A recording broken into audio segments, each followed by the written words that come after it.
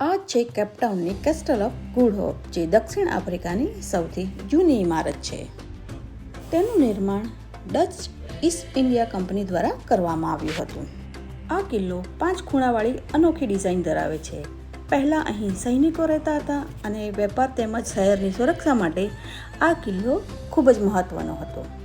કિલ્લાની અંદર ગવર્નરનું ભવ્ય નિવાસસ્થાન, સુંદર દરબાર હોલ, ઐતિહાસિક રૂમો, જૂની તોપો, સૈનિકોના શસ્ત્રો અને ઐતિહાસિક વસ્તુઓ આજે પણ સાચવી રાખવામાં આવી છે. અહીં ફરતા એવું લાગે છે કે જાણે આપણે સદીઓ જૂના ઇતિહાસમાં પહોંચી ગયા હોઈએ.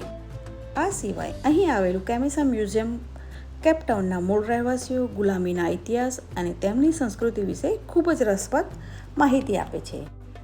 જો તમે કેપટાઉનની મુલાકાત લો તો કેસ્ટલ ઓફ ગુડ હોપ જરૂર જોવું. ઇતિહાસ, ભવ્ય સ્થાપત્ય અને સંસ્કૃતિનો અદ્ભુત અનુભવ તમને અહીં એક જ જગ્યાએ જોવા મળશે.